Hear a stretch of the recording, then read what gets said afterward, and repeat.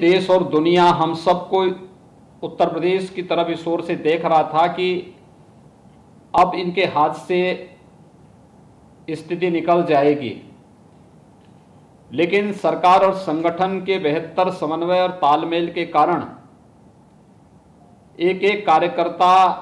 और हमारे सभी जनप्रतिनिधियों के सहयोग से हम लोग बहुत अच्छे ढंग से इस स्थिति का सामना करने में सफल हुए हैं।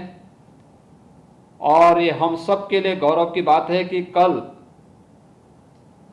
आदरणीय प्रधानमंत्री नरेंद्र मोदी जी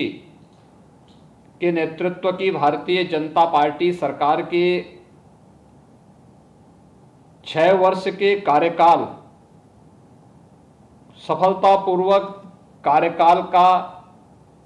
की वर्षगांठ थी। यानी पहले चरण का कार्यकाल 5 वर्ष का संपन्न होने के बाद 30 मई 2019 को दूसरे कार्यकाल की शुरुआत हुई थी और कल 30 मई 2020 को पहली वर्षगांठ पर दूसरे कालखंड दूसरा कार्यकाल का पहला वर्ष संपन्न हुआ है। पूरे देश और दुनिया में इस पर एक नई बहस चली है। स्वाभाविक रूप से केंद्र में मोदी जी के नेतृत्व में सरकार जब 26 मई 2014 को शपथ ग्रहण करती है तो उस समय लोगों को बहुत सारी आशंकाएं रही होंगी, लेकिन शपथ ग्रहण के तत्काल बाद आदरणीय प्रधानमंत्री मोदी जी ने देश के सामने जो एजेंडा रखा, आजादी के बाद वह अपने आप में भारत की राजनीति के धुरी को ही एक नई दिशा प्रदान कर देता है। आजादी के बाद देश के अंदर जिस प्रकार की राजनीति चली थी, जाति का, मत का, मजहब का, क्षेत्र का, भाषा का, अपने का, पराये का, इन सब से ऊपर उठ करके एक गरीब, गांव, किसान, नौजवान, महिलाएं, ये केवल चुनावी नारे नहीं होंगे बल्कि हकीकत भी होगी और शासन की योजनाएं इन तक पहुंचे, इसको फोकस करने का कार्य पहली बार हुआ जब प्रधानमंत्री नरेंद्र मोदी जी ने 26 मई 2014 को इस बात की घोषणा की थी कि हमारी सरकार इस देश के अंदर गांव के लिए, गरीब के लिए, किसान के लिए, नौजवान के लिए, महिलाओं के लिए अपनी योजनाओं को बढ़ा करके कार्य करेगी। हम विकास सबका करेंगे, यानी 2013 में जो उन्होंने मंत्र दिया था सबका साथ सबके विकास का,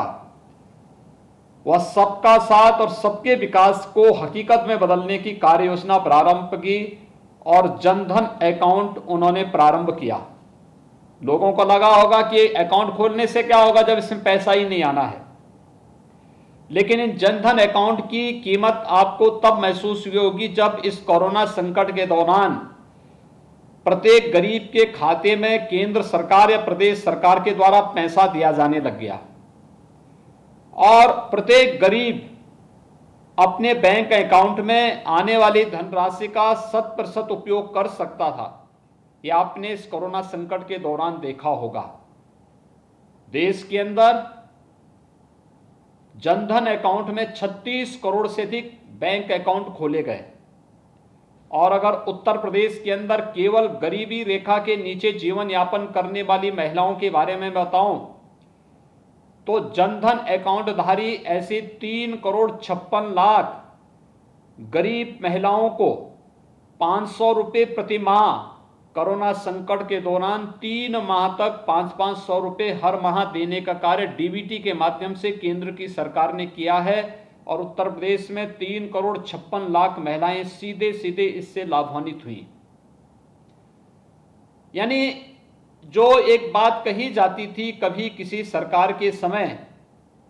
कि हम 100 रुपया भेजते हैं लेकिन नीचे 10 रुपया पहुंचता है, लेकिन उस समय उन सरकारों की नीयत और उन राजनेताओं की नीयत